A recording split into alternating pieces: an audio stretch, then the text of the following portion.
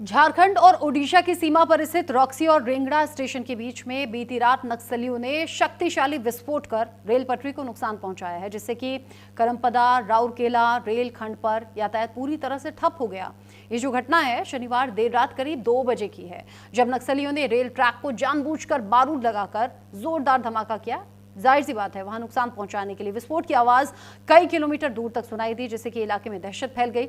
इस घटना की वजह कई जो यात्री हैं जो यहाँ ट्रेन से सफ़र करने वाले थे या करने वाले यहाँ से गुजरने वाले थे, वो पूरी तरह से प्रभावित हुए हैं। कई ट्रेनें भी ऐसी हैं जो अब डाइवर्ट कर दी गई हैं, कुछ को रद्द करना पड़ा है और बाकी जो हैं वो अलग अलग जगह बढ़ेंगी आगे, यानी कि कुछ ट्रेन तो ऐसी हैं जो आगे नहीं जाएंगी क्योंकि पूरी तरह से ट्रैक ध्वस्त हुआ है, विस्फोट के चलते नुकसान हुआ है। नक्सलियों ने इस हमले को भाकपा माओवादी संगठन द्वारा घोषित 24 घंटे के भारत बंद के समर्थन में अंजाम दिया।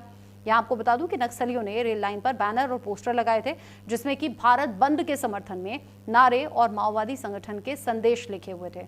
जाहिर सी बात है कि नक्सलियों का ये हमला एक बार फिर से सरकार और सुरक्षा बलों के बीच चुनौती बना हुआ है, यानी कि चुनौती अब इस तरीके से सामने आई है। सारंडा जैसे नक्सल प्रभावित क्षेत्रों में सुरक्षा व्यवस्था को और ज्यादा मजबूत करने की जरूरत है।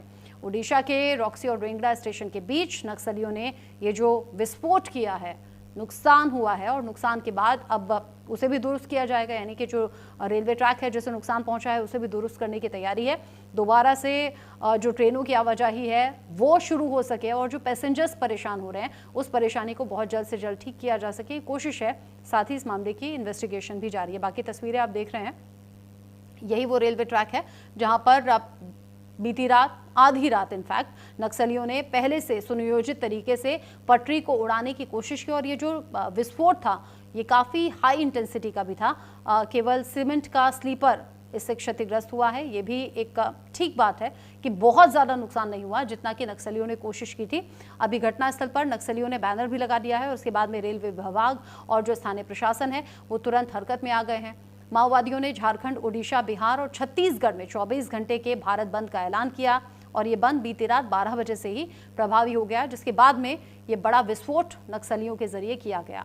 अब इस पूरे मामले की इन्वेस्टिगेशन भी चल रही है और साथ ही साथ रेलवे प्रशासन की ये कोशिश है कि ट्रैक को जल्द ही दुरुस्त किया जाए और जो ट्रेन्स हैं वो दोबारा से यहाँ पर आना जाना शुरू कर सकें।